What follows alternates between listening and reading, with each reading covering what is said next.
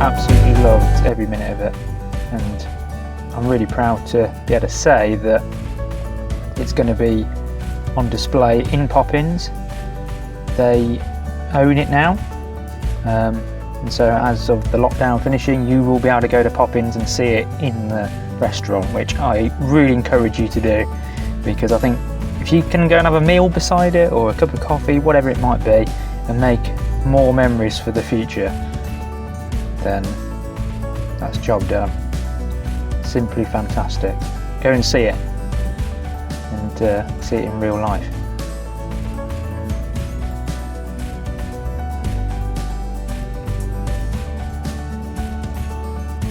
So the commission that I'm going to be working on next, and I've thoroughly already started, is Toys and Games of Worcester. Now this came out from Poppins, I think, really more than anything inspired somebody to ask me to do this. But this is the shop front, this is what it's supposed to look like, and there's the windows above it as well, which reach up to the sky, which is quite tall. But I've sketched it out, or I say sketch, I've done like my personal graphic design kind of setup in my sketchbook. So those are the actual dimensions, so 1/24 scale, and it means then that I can obviously, like I do with Poppins, translate them over to all my materials in order to get it just right. So really looking forward to this. You can see I've done a like freehand kind of sketch really, with some perspective thrown in, just to kind of give an idea of what the whole building will look like. It's not going to be a deep one. I'm not going to have too much interior going on, because that would just be too much really at this time, but really exciting. So we're actually going to jump sort of ahead of the game here. I've done a few bits already, but I've marked out the windows, planned how those are going to look based off the reference photos and things that I've got. And so you can see here that, you know, there's a few elements to kind of incorporate into how I'm going to do things. These are the windows that I've actually made up, and you can see there's some sellotape over the top just to kind of protect them from when I do spray primer on the plastic around them and things. But generally really pleased with how these have turned out. Really look quite exciting. The sash windows I'm particularly pleased with. They did move, but I've sort of glued them in place now, so they're going to stay there. The top detail as well, that's quite a nice feature as well. I really enjoyed sort of carving that triangular section out the middle. That is the shop front at the moment.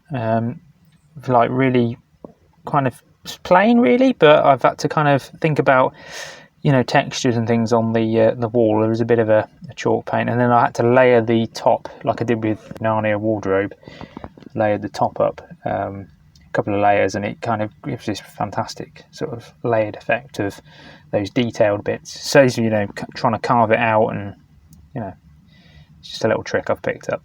You can see there I've put actually tin foil on the top, getting that involved again, and so I've folded that over the edge, super glued it in place, and I primered that as well, you know, with a white and a primer, just to make sure that I could paint onto it eventually and, you know, weather it up. But it's that kind of lead topping you get, I think, on roofs or overhangs.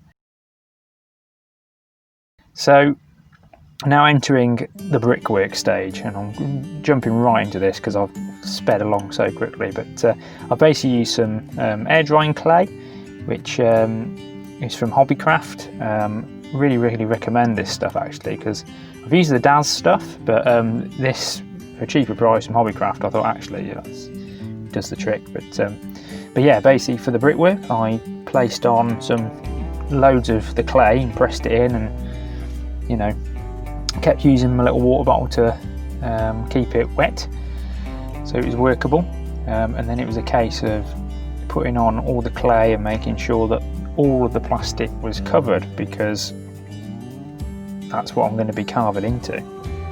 So once completed, you know, we got it all on and it's all smoothed out. I then took a ruler and actually changed to a piece of plastic card, because I found that was easier, and I started to score in all the sort of initial mortar lines for the brick rows, just so I can keep them level and make sure everything's kind of looking neat, because although the brickwork isn't generally neat on these older buildings, you want to start off with them neat and then kind of work them with a screwdriver or anything you can poke them with just to kind of weather them up. But overall, really like the way this sort of worked out.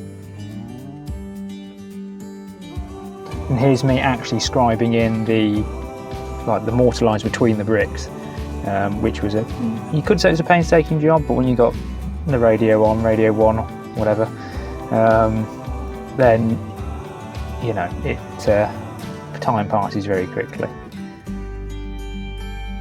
And there it is. That's it all finished, the brickwork, and ready for painting. And really enjoying this so far. I hope you really like seeing Poppins completed, because that to me is a huge achievement.